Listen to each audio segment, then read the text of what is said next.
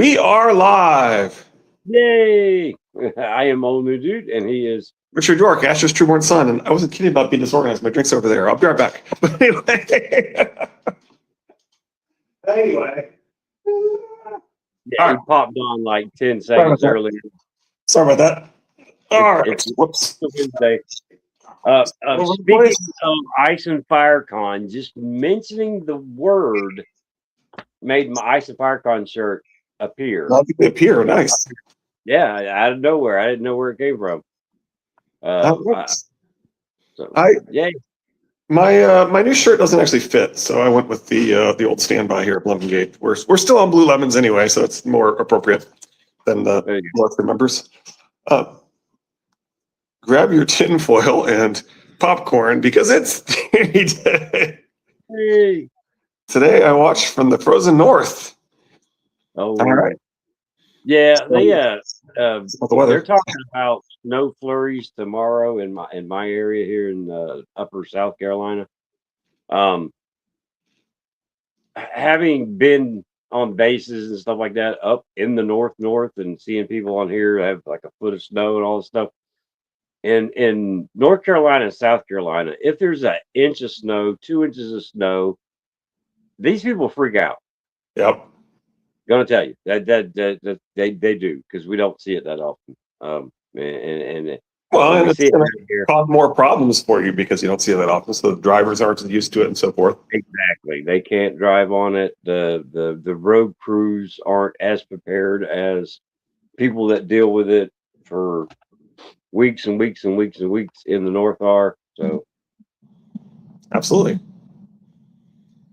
All right, so we left off on. I was reading through the Blue Lemons take on hosted by sweeticeandfiresunray.com on a post of 2017-07-13. So anyway, that's like 8.5 years ago. On Blue Lemon's version of Howlin' Reed as Shadrick, right? Right. You know, we really like this theory. We like both Toodle's version of it and Blue Lemon's version of it. And so we've just been reading through these, and you know, whatever else comes up in the chat and so forth. But and I did mention a couple episodes ago that there was some a couple interesting theories that we discussed very briefly there at the end of the stream before last, and Preston's been going over the early draft of essentially the final version of the Feast prologue. So with the Feast prologue, you know, there was lots of different versions of it because there was the mega prologue with the 5-year gap and eventually he couldn't, when he finally got around to rewriting the prologue for the version without the 5-year gap.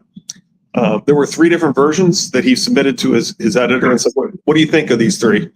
There was the short version, the long version, which is what wound up being taken. And so Preston's been going through the early draft of that. And the Rosie version, which I think from his description and how bad it was for Rosie as it is for most prologue characters, I think we're kind of glad that didn't happen so that Rosie wasn't the one having problems. But anyway. But anyway, we'll continue on here with Blue Lemons for now, and then we can, after we wrap this up, we can maybe try and talk about some of the things that Preston's talked about, or you know, whatever pops up in the chat or pops into our minds. No problem. And we left off with part 7, tying everything together in Sansa's POV. Logically, if Brienne's chapters are full of signs of the author's intent, we should be able to find those seeds also planted in Elaine 2, A Feast for Crows, the chapter leading up to meeting the Hedge Knights. While there's much that could be unpacked from this chapter, we'll be staying focused on things pertaining to our Hedge Knight team. Just a brief aside first before I wrap up my final points. Most readers should already be aware of the romantic and sexual subtext the author has included in the dynamic between Sansa and Sandor, whether they approve of it or not. However, casual readers may have missed many of those themes on their first reading. Really, on your first reading, you miss everything because you're just trying to understand. You're trying to absorb what the story is. But anyway, delving into that analysis here isn't necessary for proving the original theory, nor does disagreeing with a romantic interpretation disprove the theory in the least. If you aren't familiar with this idea already, you may find these links to essays and resources helpful. It paints a clear picture of why Sandor re-entering Sansa's arc as presented in this theory is thematically satisfying and consistent with what GRM has already established. There's a link to Clegane's breakdown of GRM's Beauty and the Beast references regarding Sandor and Sansa, male influences on Sandor Clegane.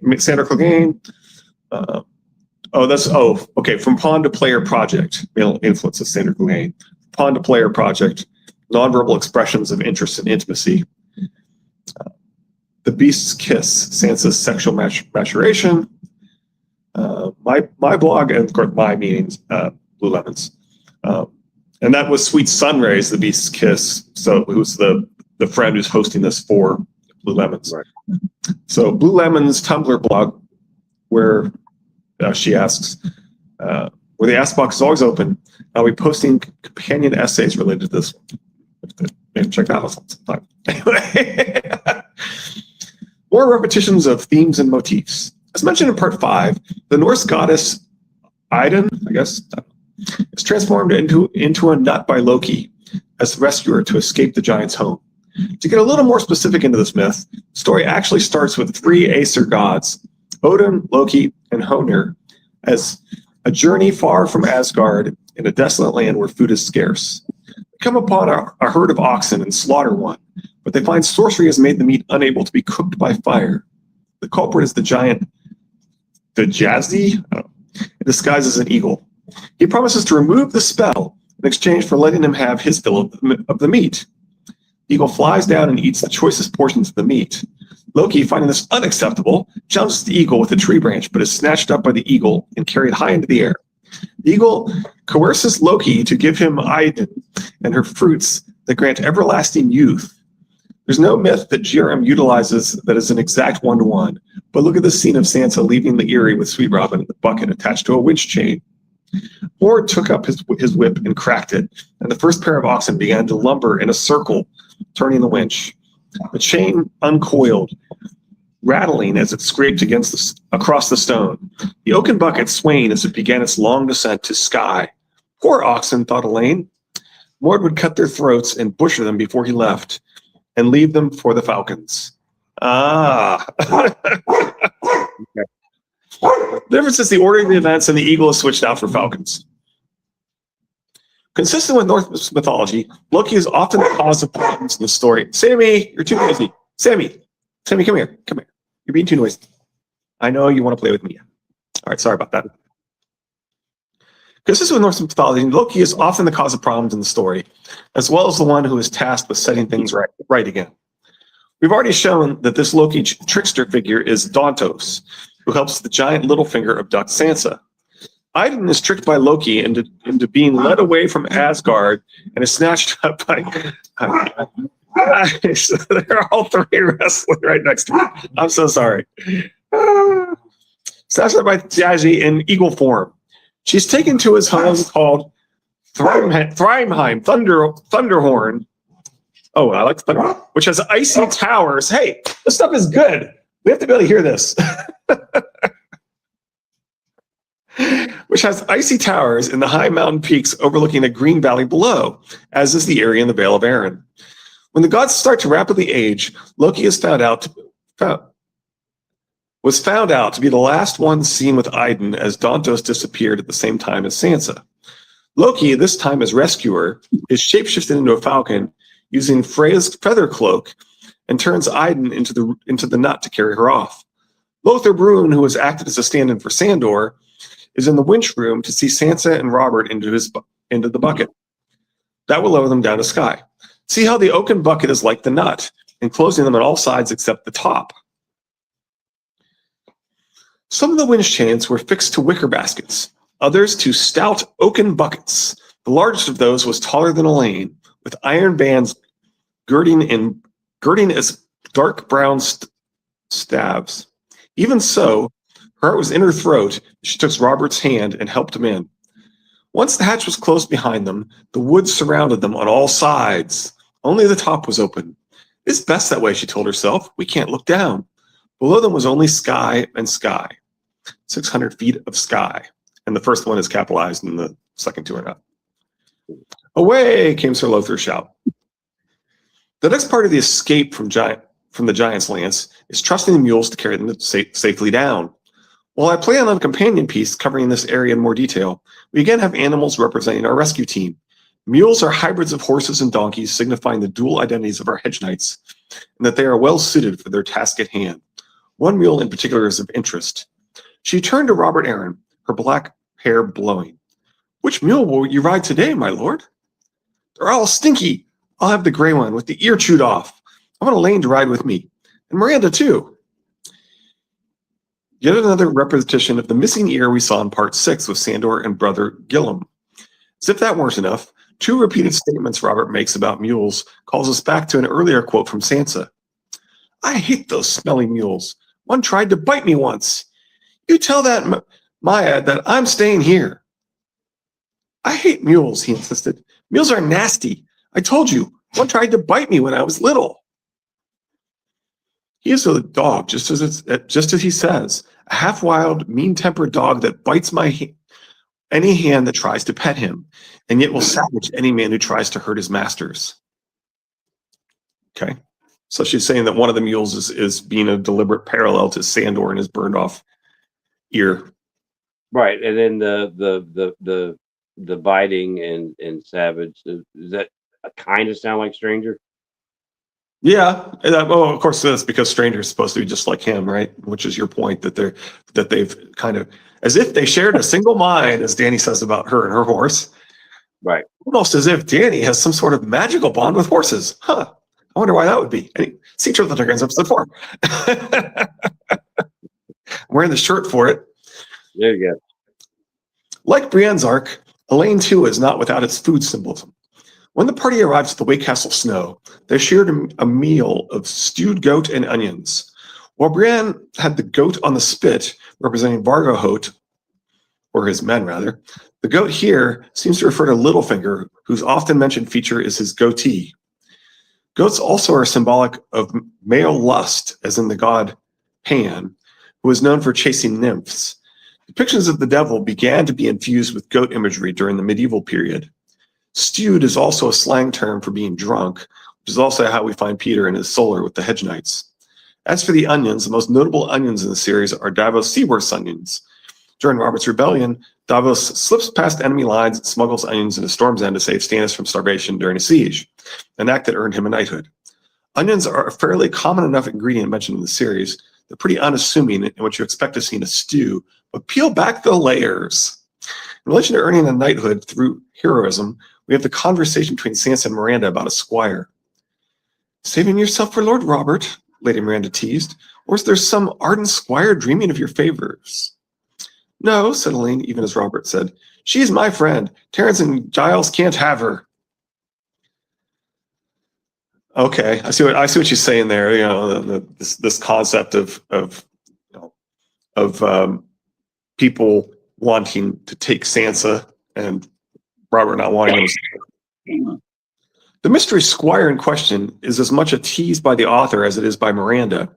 Ardent is a rarely used word in the entire series, only 3 times to be exact. As discussed in part 5, Prince Ardent is the true identity under the Beast in GRM's favorite film version of Beauty and the Beast. I would also argue that squire is actually a fitting metaphor for Sandor at this point. As the gravedigger and a novice in the Quiet Isle, one of his jobs is serving food. If we compare this to traditional knightly training, food service would be on the page level below squire. The next level of squire means he must stick close to the knight, as elder brother was, training him and do as he is told. As we've seen in part 6, Dog sticks close to Maribald's side, not bounding ahead, especially when they are moments away from finding the crab.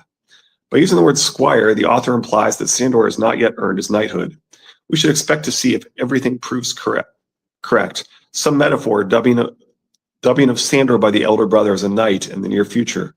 Plus, there's the early hint of her favor that will later prove important in the outcome of the tourney and the Winds of Winter, as it is the last line of the sample chapter. Harold Harding grinned. "I'll hold you to that promise, my lady. Until that day, may I wear your favor in the tourney?" "You may not. It is promised to another." She was not sure who as yet, but she knew she would find someone. A mystery knight to carry her favor, which calls us back to parallels with the Tourney of Harrenhal and the Tourney of White Walls and the Mystery Knight novella. Yeah, that would be something, wouldn't it?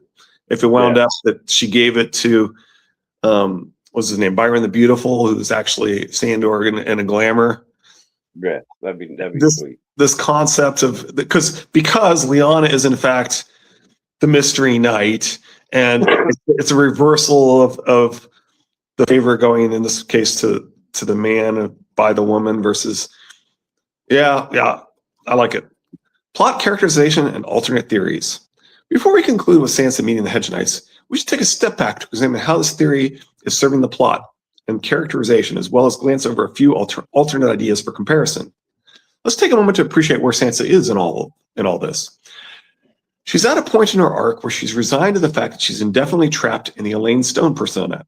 The rescuer she prayed for, or rather the one she got, in the Godswood, has turned out to be unwholesome and false, to say the least. It's very similar to Jaime being reunited as Golden Hand. Oh yeah, I like that. You like anything about Jaime? Oh yeah. The rescuer she prayed for, or rather the one she got in the Godswood, has turned out to be unwholesome and false, to say the least. She's tormented by being implicated in his unsavory schemes on one hand, but cannot reveal her true identity out of fear of being beheaded on the other. The only option she sees is to bravely move forward and try to make the best out of being Elaine Stone in a day-to-day existence. As a result, the reader is lulled into anticipating only more of the same. Since spending another book treading water in her imprisonment, or yet another arranged marriage as a plot point. That would be exceedingly dull writing if it were true, and thankfully J.R.R. is better than that. Looking through the lens of the original theory, there are several ironies going on here that solve the above predicament. Sansa spends a great deal of time reminding herself to be vigilant in maintaining her Elaine Stone character, as being unmasked means her certain death. Being unmasked in the solar by the Hedge Knights is precisely what happens despite her efforts, but it means her rescue instead. It means her Godswood prayers have actually been answered. The key to her freedom was already in the works, but readers have been looking in all the wrong places. She's completely unwitting that one of the men she is bantering with is a staunch Stark loyalist, and the other is the man she's been literally dreaming of. Not only are their respective appearances different, but there's a stunning display of character growth held up side by side between Elaine and Sir Byron. Sansa's become more self-assured, warm, and outspoken. Sandor has learned to be more self-controlled, patient, and respectful. This isn't entirely a performance. It's applying what they've learned in their parallel, humbling stints as a bastard and the gravedigger. This is not to say that Sansa is a damsel who will be passively rescued. Many readers expect she'll play a pivotal role in the downfall of Peter Baelish, as do I. On the contrary, the Hedge Knights can give her a place of power to act from. For the first time, she has allies loyal to her and will fight for her best interests alone. Finally, the wool is being pulled over the eyes of the great con artist himself, who at the same time thinks he's fooling everyone with his daughter. It's a completely appropriate comeuppance. Most of all, there's a way out that doesn't involve yet another marriage proposal, which has never meant anything good in her story before. The possible betrothal to Harry the Heir makes for great sleight of hand because it's what we're trained to expect in her arc. While the reader and Sansa are looking toward the young Falcon, our attention is drawn away from the Hedge Knights. Too many Vale arc speculations play up the importance of Harry the Heir, only just mentioned in Elaine 2, and completely ignore or downplay the role of Sir Shadrick, who's been lurking around since Brienne 1. Not that Harry won't serve a purpose, but Shadrick is the obvious Chekhov's gun here. The original theory solves some key questions that readers have had. It addresses how Sandor will re-enter Sansa's arc in a logical, canon-supported, and thematically satisfying way that serves both characters. How Howland Reed will help an actual Stark on page in a way that utilizes his established backstory and talents, which is all we are given by the author. How to effectively use a character like the elder brother that we only meet briefly, but we've given a wealth of detail concerning his backstory, talents, and capacity to be of service. Leave him just treating the gravedigger off page as a waste. How to solve the current Vale arc predicament with plenty of surprise for a majority of readers that streamlines the good use of existing important characters and serves to further the overall plot of the series. It also thwarts one of the biggest villains in the books in a manner that is fitting for his hubris and deceit. How to make sense of the frustration with the author for seeming to place Sansa on an endless treadmill of imprisonment and marriage proposals when other POV characters seem to have more to do. For the reader, it ushers us into the third act of the series without having to spend more time watching and waiting for the conflict to somehow resolve. The process was already happening over the course of months. It was cleverly hinted at all along, but we felt for the author's use of misdirection and unreliable POV narrators hook, line, and sinker. It also assimilates well with other laid-out theories and gives them a new twist. In Sweet Sunrise, Sansa and the Giants, aka the Avalanche theory of the Vale, the presence of Hallan Reed and his knowledge of the Hammer of the Waters provides a magical cause to the cataclysmic avalanche. The Hedge Knight team can also protect Sansa from that danger and get her to safety. In The Beast's Kiss, it's theorized that Harry combines aspects of Loras Tyrell and the blunt, offensive honesty of Sandor Clegane. In order I just thought something. What's that? The vision of the ghost of Highheart. Highheart, yeah. Seeing her slay a giant in the castle made of snow. All right. We've pointed out my theory that the Tower of Joy, Hallan Reed could just turn it to water and wash away. You've already pointed out that he could glamour it to where it doesn't appear to anybody. But on the turning water to stone in an avalanche, he could turn the snow to stone. Okay. Why and how, not exactly sure, but if he created a castle out of that avalanche, that would be a castle made of snow.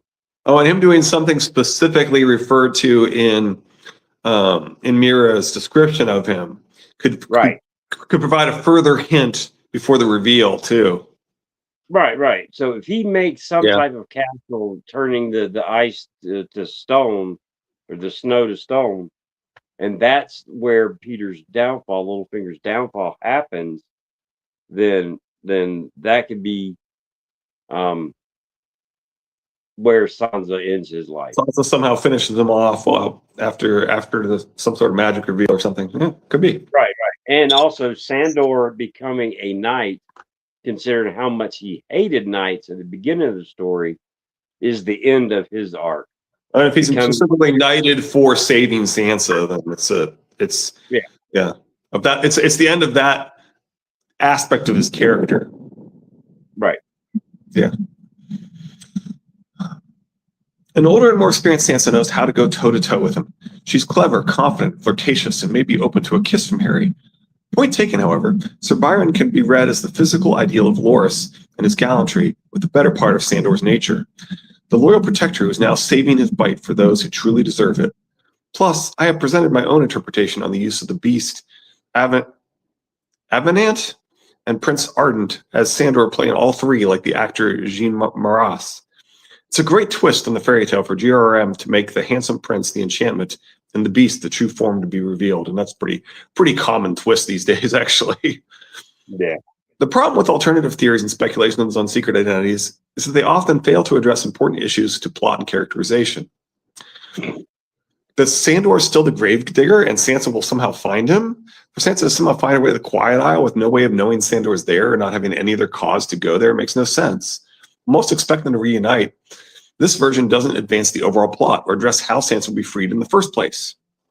Hallan Reed is the High Sparrow, makes no use of his magical talents, his backstory, his affiliation to the old gods, and helps no Starks at this point.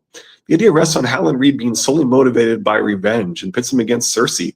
That's not narratively satisfying, as she didn't order either the Red Wedding, Tywin did, and he's dead, or Ned's beheading, Joffrey did, and he's dead. Besides, the High Sparrow's punishment of Cersei has nothing to do with injustice towards the Starks. Morning, everyone, says Bob. Hey, Bob.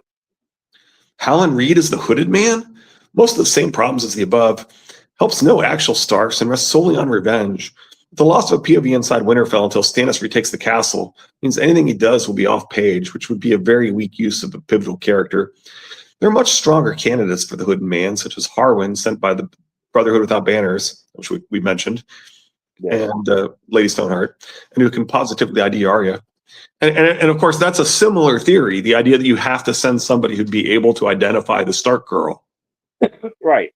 So that holds true in both scenarios. Yep. It creates a nice parallel there. Yep. Mhm. Sir Shadrick, working for Varys, fails to address the Weirwood, Old Gods, Harrenhal, Night of the Laughing Tree connections. The supposed agent of Varys just inexplicably asks a stranger Brienne if she'd like to hunt Sansa Stark for the Spider's reward when everyone at Duskendale is doing the same thing, and she's clearly a terrible detective, let alone spy. That makes no sense. So Byron as Tyrek Lannister or Harry Rivers. Tyrek Lannister's proposed on account of the blonde hair and that he could ID Sansa. This can be ruled out immediately by the fact that both Littlefinger and Sansa know exactly who Tyrek is. There's no way Littlefinger would let a Lannister know he has Sansa, or that Sansa would trust a Lannister. I also heard Harry Rivers, the bastard Bracken by the blonde hair, but he's pretty much confirmed dead. Both have zero connection to Sansa's story.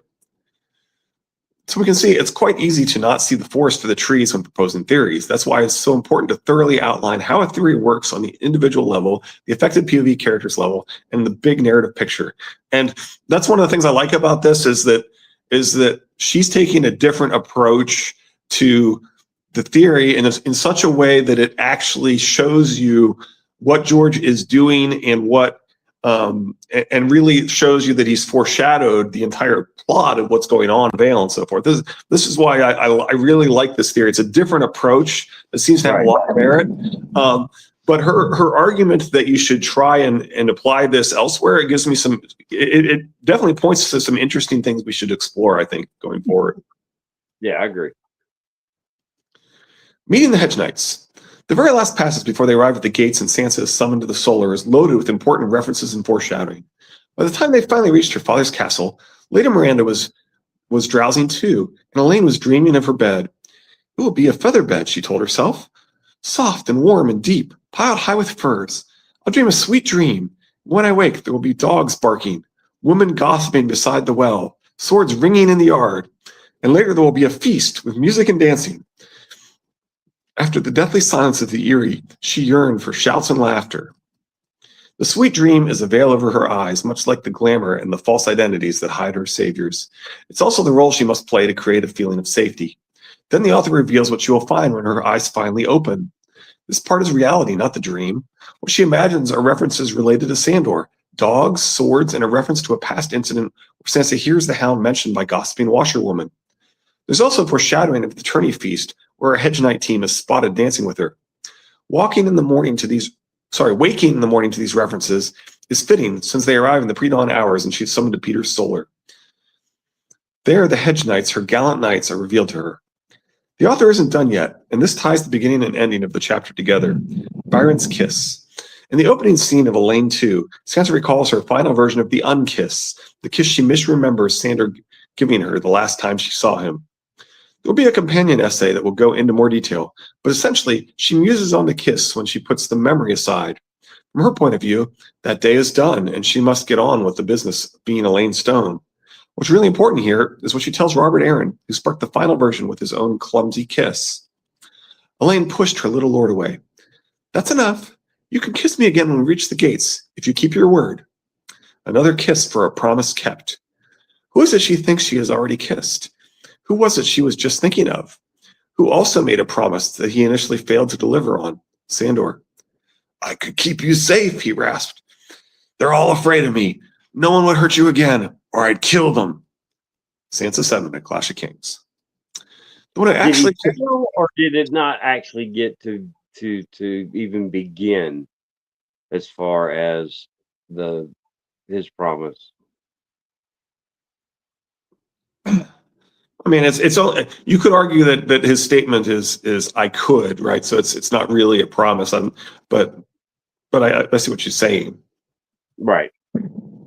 Well, I mean, she already misremembers the what happened that night as it is. But I mean, I can see where he's at now, what the Quiet Brother told him to get him on this path after being broken and needing something to basically give him hope or give him purpose to come back from such horrible Yeah. injury, and fever, and all that.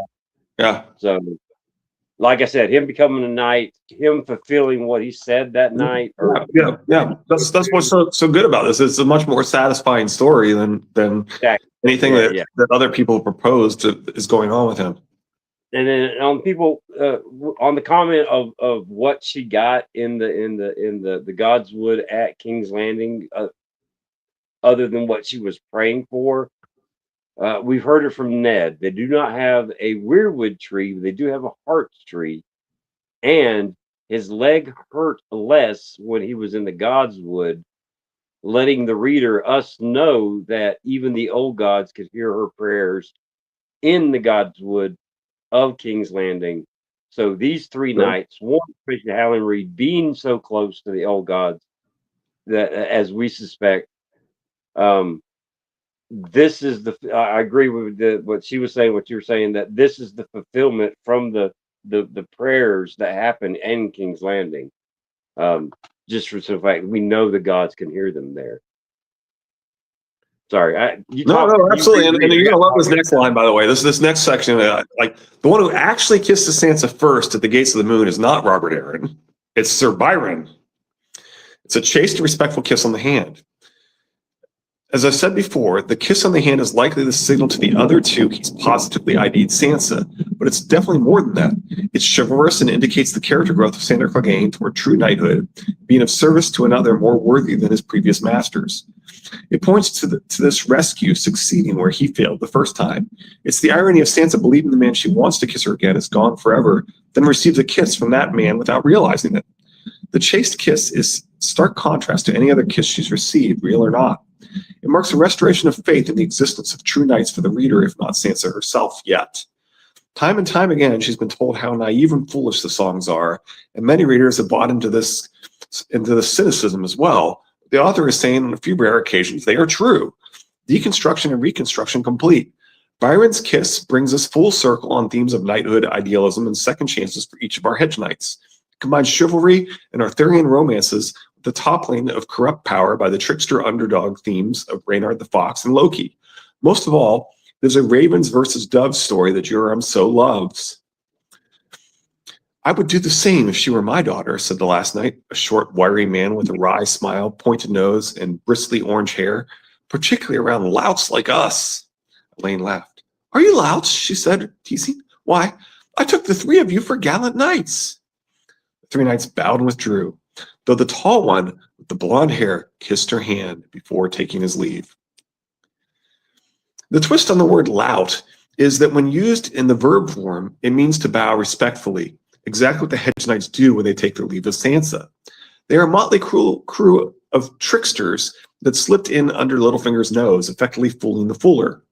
One of whom is Sansa's most prayed for flaw in the fool, the knight in motley armor, or rather the most unexpected and seemingly contradictory disguise for the man beneath it. GRRM has been quoted that Sansa's pattern of misremembering things has been purposely built up over time and will eventually mean something. One of those instances, I believe, is specifically relevant to this theory and shows where the author's intentions have been since the Game of Thrones. Sweet one, her father said gently, listen to me. When you're old enough, I'll make you a match with the High Lord who's worthy of you. Someone brave and gentle and strong. Sansa 3, Game of Thrones. What her father actually said. He was going to take me back to Winterfell and marry me to some hedge knight. Sansa 4, Game of Thrones. What she misremembers her father saying. That's tying a High Lord worthy of her, brave, gentle, and strong, to a hedge knight. And if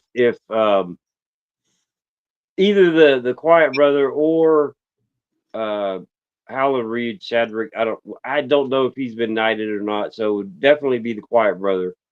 That if they knight Sandor, regardless of his last name, and with the mountain dead, him actually being the heir to the tall tower, would be a hedge knight, because he's not knighted by the king, he's not anointed or any of that stuff. Well, they're already officially hedge knights, right? So he's already been declared to be a hedge knight. Right. Byron the Beautiful has been declared to be a hedge knight, The Hound has not. Sure. So if he has not been knighted already on the Quiet Isle and is knighted later in Winds of Winter for what we think is the action of saving Sansa, it would be by another knight. So he would Sure. be a head knight. It plays in perfectly with what she said. Well, no, it's a guy who's claiming to be a hedge knight, but he Yeah. really was a knight, right? Anyway, And on the behaviors of Byron the Beautiful around all these people, because it's easy to see, especially with the actor who played him, the Hound just gruffing around all these people because he's always been gruff. He's been the lapdog, maybe, of Joffrey, and have been around the Lannisters all his life. He tells you this. yep. He's been seeing Well, I mean, that was on the show, but it's still true in the books. He knows the proper way things are supposed to be done, how one's supposed to act, even though he never did it because he was the gruff Hound. He still knows all of the etiquette of being in court, so he could play the role of Byron the Beautiful um, on his path to becoming a true knight, which is what we think he is, due to how he feels inside and what his actions actually are. Um, I could see him using what he's learned just by standing there observing all the other people in court to portray that knight the way a knight's supposed to look. If that made any sense. Yeah, and as we mentioned, she specifically discussed that previously too, right? With the discussions of how he would know how to dance and so forth, right? Right. Oh, that's right. Well, it's been a hot minute.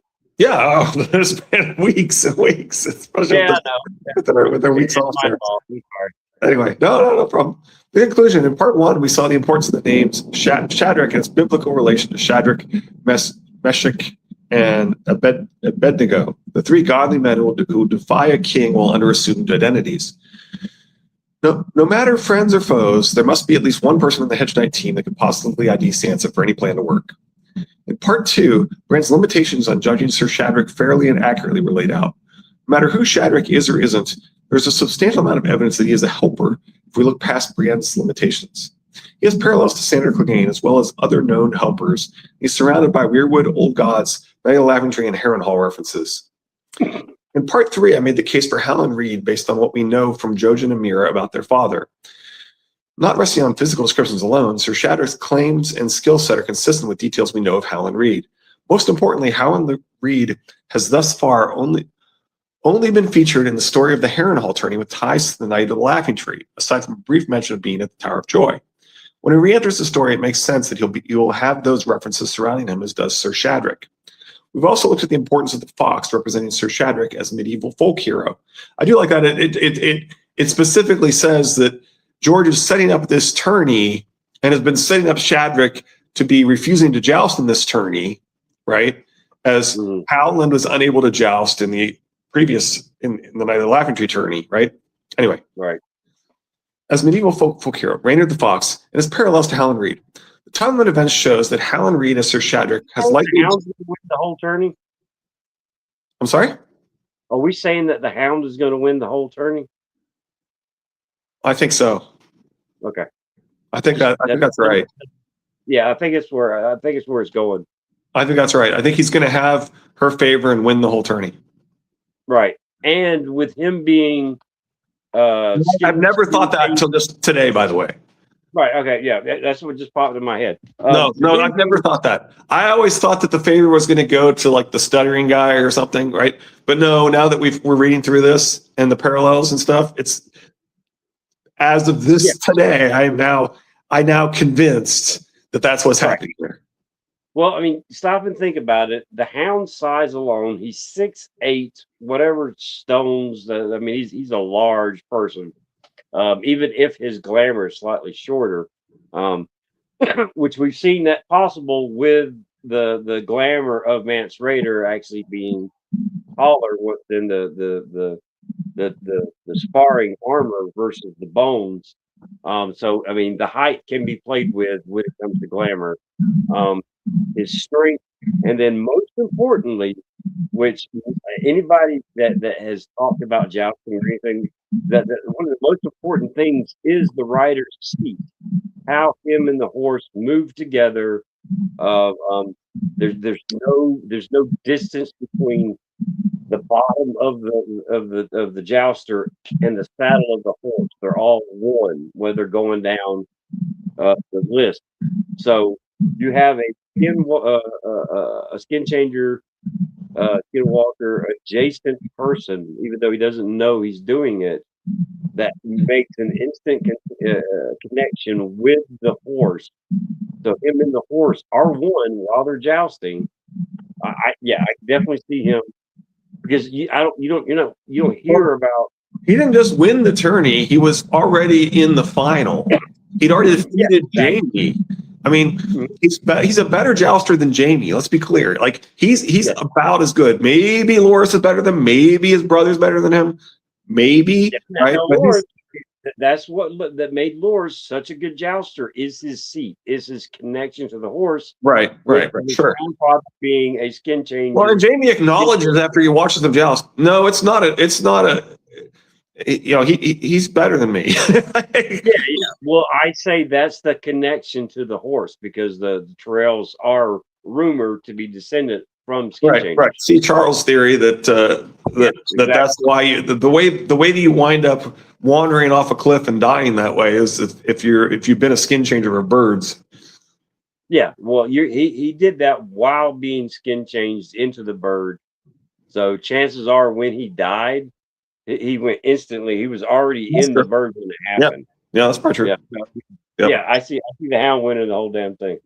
Yep. No, I'm totally convinced now. All right. That's a hill I'm willing to die on today. I'll go ahead and tell you. The timeline of this shows that Hal and Rita Sir Shadrick has likely been searching for a way to get to Sansa since word of Ned's death reached the north. There's also plenty of plausible time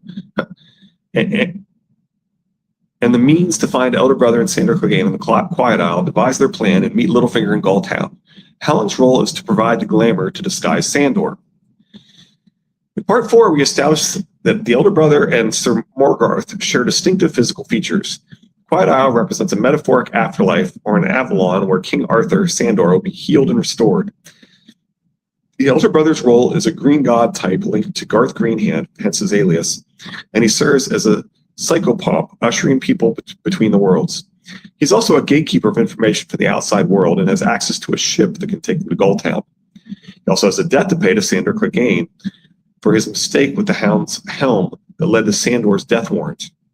We also looked at how Elder Brother is still searching for his own redemption and the effect that Brienne and the Salt Pans massacre has on him. No other bounty hunters make a connection between Sansa and Littlefinger, something that can only be done if you know Littlefinger's history. In part 5, I showed that Sandor could be plausibly healed enough for a rescue mission. Sandor's character, we know the Elder Brother is a magic healer. So anyway, Sandor's character shows a remarkable amount of parallels to the poet Lord Byron and his works, making the name Byron extremely appropriate as an alias. Sandor fits the godly men motif as a literal burned man or wicker man variety of green god. I made comparisons to Odin as well as Loki and the rescue of Idun myth. The choice of Sandor become a blonde, handsome knight makes sense in the context of the author's favorite film adaptation of La Belle La Bête and his knowledge of Sansa. We looked at the textual evidence for Sandor being able to pull off the role of Sir Byron, as well as the precedents for glamours used in the series and their parallels to the Vale arc. The raw materials for glamour, bones and rubies, are heavily emphasized as being present on the Quiet Isle. Most importantly, Sandor's role on the team is to positively ID Sansa through a disguise, which the others cannot do.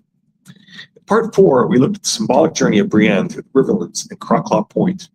Signposts along the way were never meant for Brienne to act upon, because she winds up with people from Arya's arc, the Acorn Path. Through animal and food symbolism and colorful side characters, we see who is actually on the Ivy Path to Sansa. The mural at Duskendale and the pious dwarf link Shadrick as Hal and Reed to two holy men, Seth Maribald and the Elder Brother, as well as Sandor as the gravedigger. Along the way, the fox crosses paths with Dog, and we have repeated mentions of being among the reeds. Sansa is symbolically linked to the moon maiden through crabs and clams, and his dog that finds the crab and steals it from its hiding place. The Quiet Isle gives us a stranger, renamed Driftwood, who bit the ear off a brother hidden under his blonde hair and cowl. Missing ears become an important motif pointed to Sandor. Then we have the symbolism of the strange but very good stew representing our Hedge Knight team. In part 7, from Sansa's POV chapter, we see a repetition of previous themes and symbols: the rescue of Iden, the stewed goat and onions representing the Hedge Knights with the drunken Peter, the missing ear of the mule, and the significance of the ardent squire, and Sansa's favor that will play a role in the tourney. The theory presented serves all characters involved, as well as the Vale arc and the overall plot of the series. It also complements other well-supported theories and shows where alternative theories fall short. Sansa's POV ends on references directly related to Sandor and the tourney feast, where our Hedge Knights will most likely make their move if the author is paralleling White Walls and Harrenhal. She then meets her saviors, and the scene culminates with Byron's highly significant chaste kiss that ties major themes together. And that's the end. Anyway. I like it. Yeah. Yep. I think Sandor has two roles: identifying Sansa and winning the tourney. I think that was pre-planned from the very beginning. That's to say, you're coming with us. Here's the two things we need you to do. We need you to identify Sansa, and we need you to win this tournament.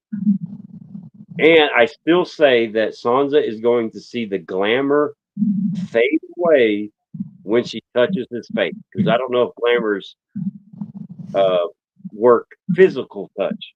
So when she touches the scarred, burnt side of his face, then she's going to realize that this is Sandor, and just like with Tyrion and Varys, when his glamour kind of fades away, and Tyrion's like, "Why did I ever think that was so and so, not Varys?" She's going to see Sandor standing in front of her instead of Byron the Beautiful, and he's going to be like, I mean. I'm thinking that because it's probably the most important thing that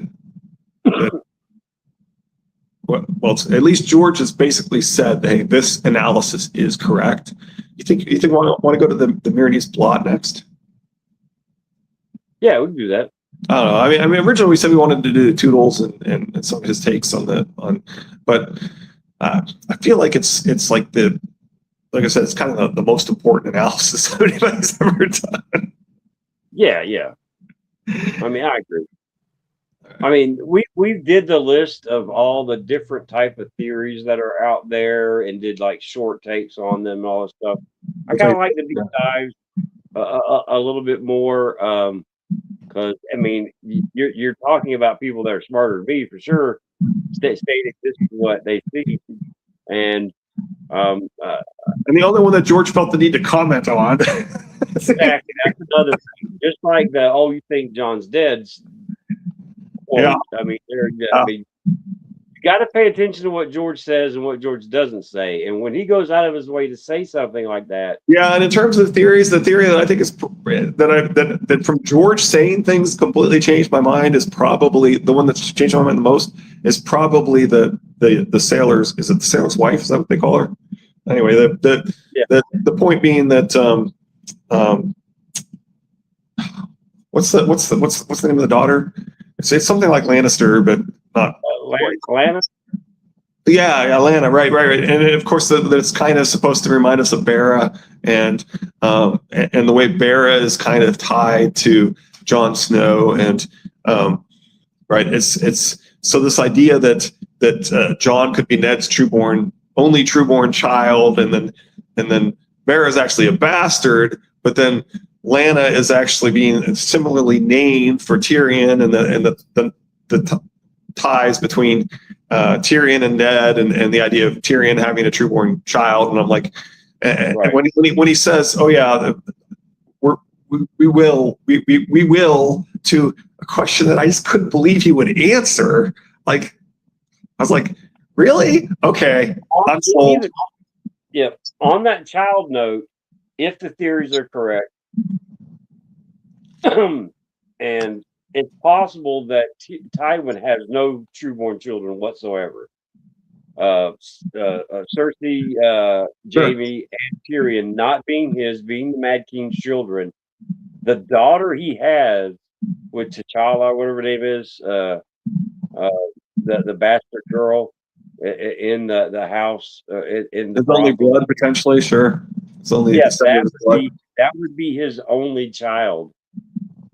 Yeah, so I do think that Tyrion is specifically supposed to be his trueborn son, right? I mean, I like I agree.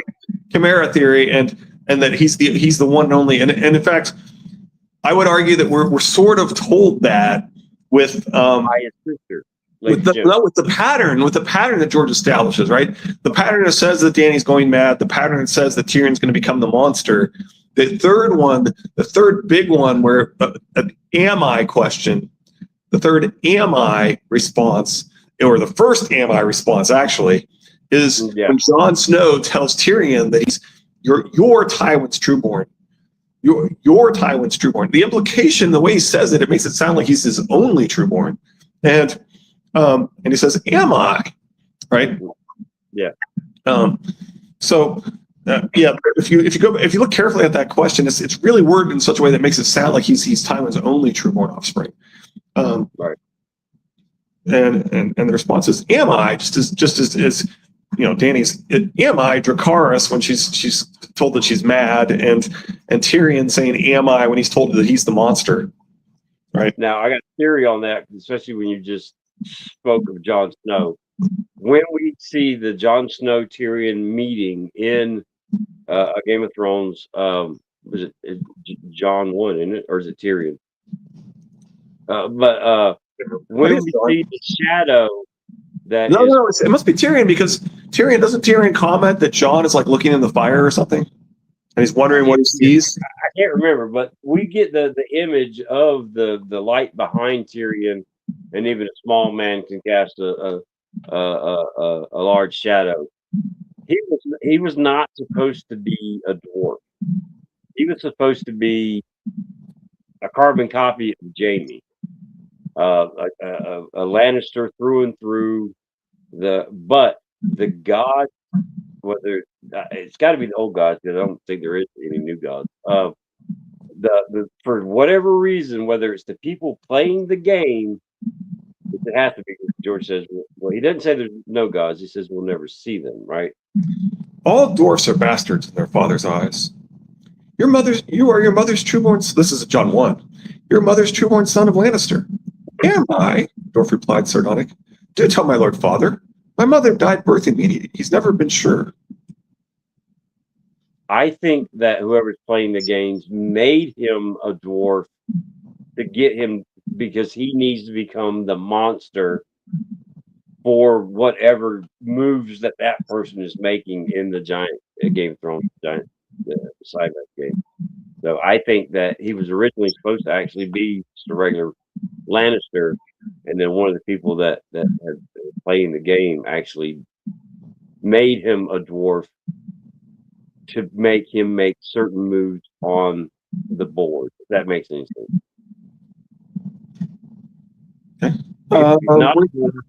He's not treated like the monster, all the stuff he does. He's not jaded all these years.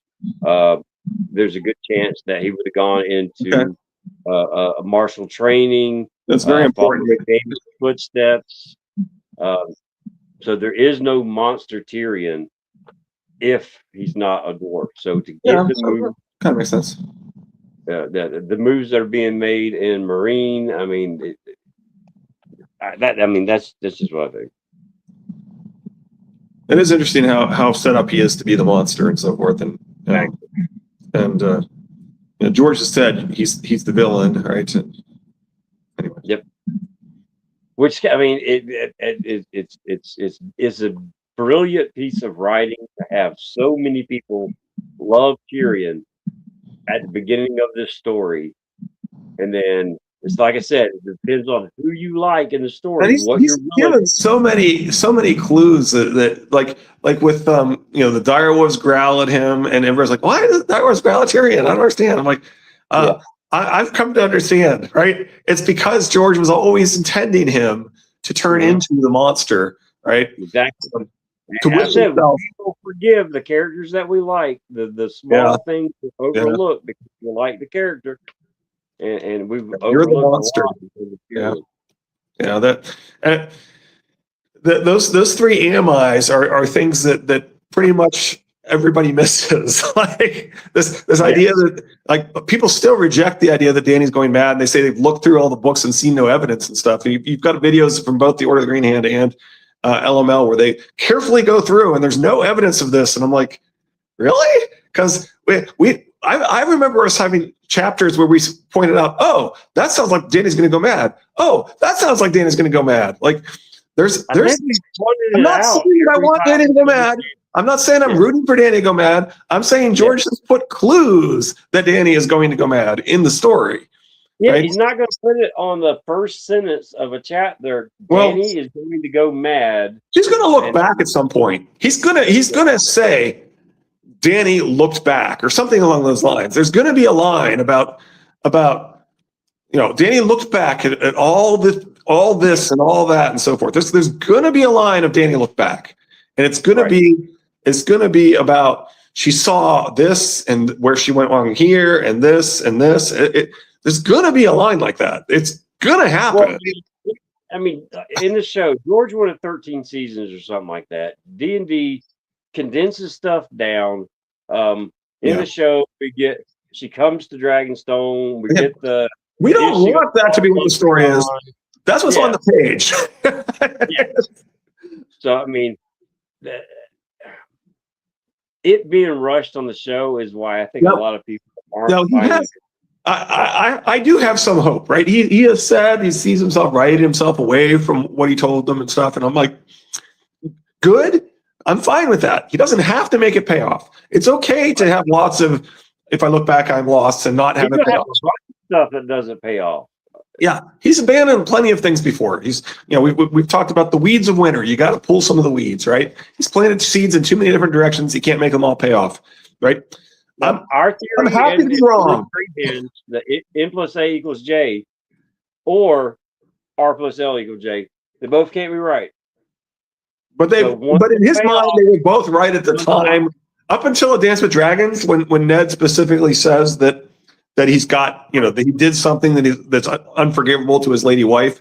Up until that time, I think he hadn't really committed. I think at that point he's actually kind of committed to Ned Nashara, but up until that point, I don't think that it was really definitive. Right. I mean, he's using the seeds of was it Richard York? For Ned. But we see that with some of the stuff that he pulls from history, it's not a one-to-one. He'll use that as the basis, and this is a possibility, but I could also turn it on its head and do the exact opposite, but still have the same elements. Like with Belle the Bard and with Rhaegar and Lyanna at Winterfell. So I mean, he likes to flip things, and sometimes he'll do it one for one. Sometimes he'll do it slightly close to one-to-one, and then some he'll do the exact opposite. So, I mean, George is brilliant. I'll give him that. I forgot what we were talking about. Yeah. Edward the Fourth is the Ned one, right? I think Edward the Fifth is. I think Edward the Fifth is. I don't remember. I don't remember who we.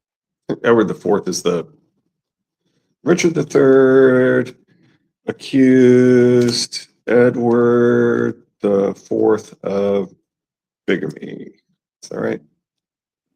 Yeah, that's right. Okay. All right, Edward the Fourth. Yep, that's what I thought. Okay. Anyway, well, we're getting to the hour mark here. Right there at it. That's perfect time. If we want to talk about Beast of Crow's prologue, we do it another time. Yeah. It's always nice to have some things in the back burner. And what else? Anyway, we'll look at untangling the Myronese knot next, I think. That's the plan for now, unless something else comes up that we really want to talk about. like I said, well, I mean, if comment comes in, I mean, we have no problem stopping. Yeah, that's what this is for. This is for. Yep, that's what Wednesdays are for. Out of the 3 days a week, the Wednesdays is my favorite. It's one Just where because we're very happy to get off topic. Right. I mean, we can go anywhere the conversation takes us, and the light bulb moments are generally more. Yeah, like I said, I've never been sold on the idea that Byron the Beautiful is going to win the tournament until today. Yep. Now I'm like, absolutely, I'm convinced that's right. Yeah, I am 100% on board with that. Oh yeah, that's a good point. King Tristram Mud points out we're going to have plenty to talk about because on Sunday. I've watched the trailer at least 3 or 4 times. I'll probably watch it at least a couple more times between now and then. Preston put out a review, a spoiler-free review. So I know prominent YouTubers sometimes get the streamers or whatever, or knowing him, Carmine may have stolen him one and got it to him. Carmine does that. There are YouTubers out there that do have their noses slightly up HBO's booty. Yeah. So whether they gave it to Preston or whether Carmine stole it for him, I don't know. But I know he put out a review that was a spoiler-free review, and I'm like, yeah, I don't know if I want to. I don't know if I care about spoiler-free review. Yeah, I'll wait. The person who usually spoils things and does a pretty freaking good job of it is the Dragon Demand. So if you want spoilers. The person that I usually rely on for knowing what's coming up would be the Dragon Demands. He's usually the best at getting the leaks and the photos and having all the contacts with all the people and like he's the go-to guy. The one that knows the guy that was in the pilot for Blood Moon. I don't know, maybe. I just know that he will put out an outline of the series before it happens, and he's telling you about these events that you're like, you would think there's no way they're going to do that, and they do it, right? Yeah. Now, I'm pretty sure there's one of them out there was talking to that knows a guy that was in the pilot for Blood Moon.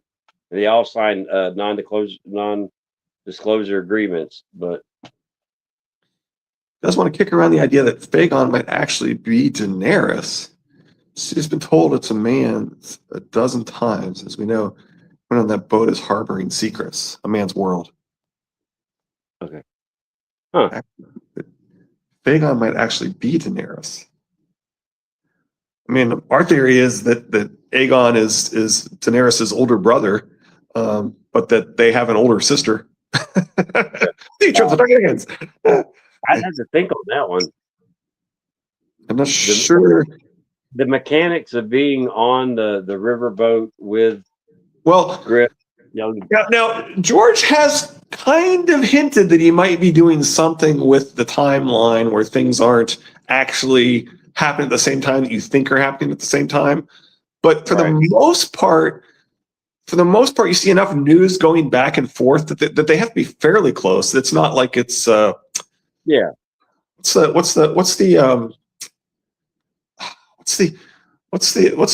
one where what's the book, and they did make it into a TV show where the guy is actually like thousands of years in the future, but you don't realize it until late. Life on Mars. No. It's like he goes back to the 70s as a cop. No, I was referring to one where it turns out that people have like devolved into these monsters and things, and it turns out the monsters are actually the humans, and they're like thousands of years in the future. But I want to say it's like anyway, it doesn't matter. If I remembered it, it would spoil it for everyone anyway. So it's one of those things where you don't really want to say it's called this because. But anyway, the point is that there are movies and TV shows and books and things where what's actually going on is that the time frame is completely different from what you think is going on, right? Where it's jumping back and forth between what's happening in the modern day and what's happening like thousands of years from now, or there's one that's the other way around. There's is it Snow Crashes? Is that the one where they're jumping back and forth between like the Nazis versus somebody in the modern day digging up Nazi treasure? Anyway, I And don't the know. point is that there's stories like that, right? And so you could get around the Shannara Chronicles is the one with is definitely one that's in the future, but I think the whole story is in the future. I don't think it's jumping back and forth between the present and future, is it? Anyway, Yeah, it's all the future. All right, anyway, we're 5 minutes over. yeah, let's go. Let's wrap. Okay. Friday will be the sacrifice. Yep, the sacrifice.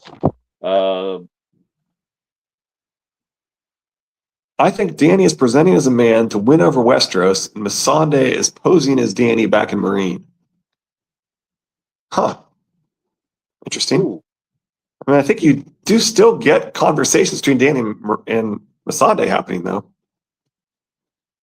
And I agree that DRM is playing games with the sequence of events. Yeah, he's definitely, the fact that he's implied that makes me wonder if there's some key that's going to happen that doesn't seem like, or I mean, yes, he's doing that to tell us that,